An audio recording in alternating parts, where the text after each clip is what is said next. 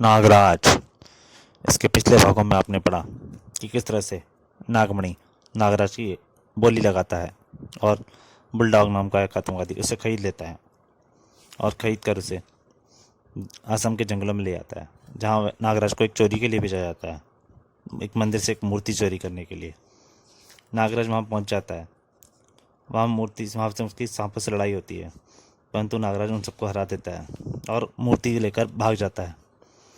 बाहर निकलते ही कबीले के लोग उसका पीछा करते हैं। अब उसके आगे नागरसी नागराज ने पेड़ के ऊपर लटकाई और नाव के सहारे जल्दी जल्दी से लटक के भागने लगा। अरे कहाँ गया? वो देखो, उस पहाड़ी पर है। कमबख्त पहाड़ी पर चढ़ रहे हैं। क्यों ना इन बड़े पत्थरों को इन पर लुढ़का दूं। और नागराज ने पत्थर उन पर लुढ़काने शुरू कर दिए। अब जल्दी से अपनी तेज लंबी छलांग का प्रयोग करके इस पहाड़ी को, इस खाई को पार कर उधर जाऊं। सब कबीले वाले पीछे रह गए और वहां से तीर भाले फेंक लगे। इन तीर भालों से मेरा कुछ नहीं होने वाला। और सुबह हो गई। बड़ा भयंकर जोखिम भरा मिशन था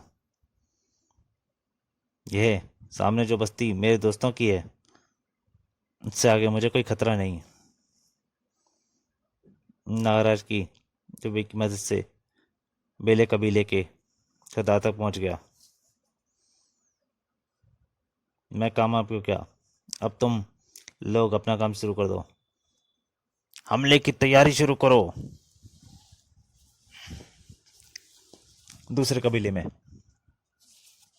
बेले संप्रदाय के लोग हमारी बस्ती पर हमला बोलने आ रहे हैं, तैयार हो जाओ। हम ईंट का जवाब पत्थर से देंगे। नागराज उस पुल पर पहुंचा जहां राका की टोली उसका इंतजार कर रही थी। वे आ रहा है, तैयार हो। मैं मूर्ति लेकर आ गया हूँ राका। मूर्ति मेरे हवाले कर दो। नहीं, मुझे हिदायत है कि इसे बुलडॉग तक पहुंचाना है, लेकिन तुम्हें इसे और मेरे हवाले करना ही होगा। एक नज़र अपने चारों तरफ डालकर तो देखो।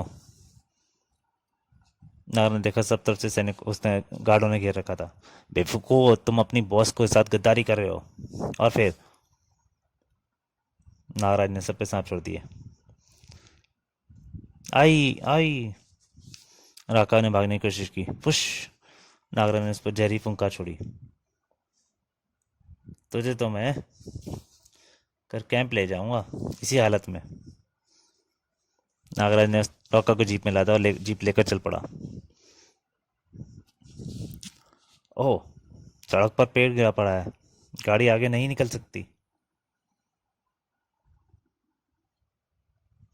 इस पेड़ को सड़क से हटा दूं।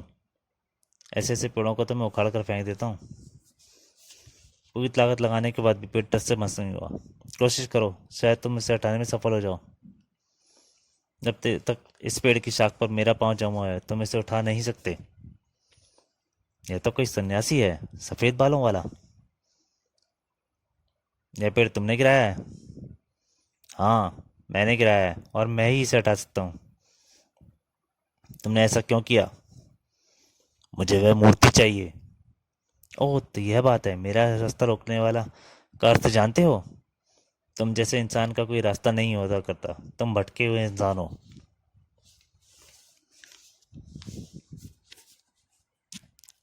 कहीं ये बाबा गोरखनाथ तो नहीं? तुम सही सोच रहे हो बालक। मैं ही गोरखनाथ हूँ। यह मूर्ति वापस कर दो। यह मंदिर में जाएगी।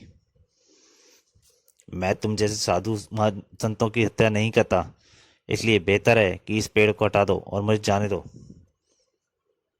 बाबा गोरखनाथ ने पेड़ हटा दिया। लो, मैं तुम्हारी इच्छा भी पूरी किए देता हूँ। पेड़ हट गया। अब मूर्ति मेरे हवाले कर दो, फिर तुम जा सकते हो। यदि तुमने मेरा कहा ना माना तो फिर मैं तुम्हें भी अपने साथ ले जाऊंगा और फिर तुम्हें दंड दिया जाएगा। नागराज चल पड़ा घमंड में। देखता हूँ तुम मुझे मूर्ति कैसे हासिल करते हो। मैं जा रहा हूँ, लेकिन ओह, मेरे गले में फंदा। नागराज ने अपने गले से सांप छोड़े। मेरे सारे नाग वापस पलट रहे हैं। उसके कंधे पर काला नेवला बैठा है। काला नेवला शिकागी। बाबा गोरखनाथ ने शिकागी से कहा, शिकागी वह रस्सी तोड़कर फरार होना चाहता है। शिकागी ने नागराज पर हमला बोल दिया। शिकागी नेवले का धारक बहुत बड़ा जादूगर होता है। मैं इसकी असीमित शक्ति का मुकाबला नहीं कर सकता। मुझे यहाँ से भाग जाना चाहिए। परंतु शिकागी ने नागराज के चारों तरफ घूमने लगा। ओह, इसने मेरे चारों तरफ जादुई लकीर खींच दी है।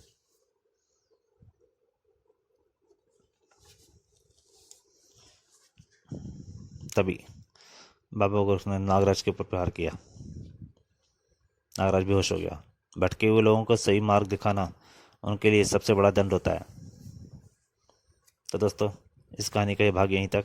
इसके अंतिम भाग में आपके लिए जल्दी ही हाजिर होऊंगा। तब तक के लिए नमस्कार।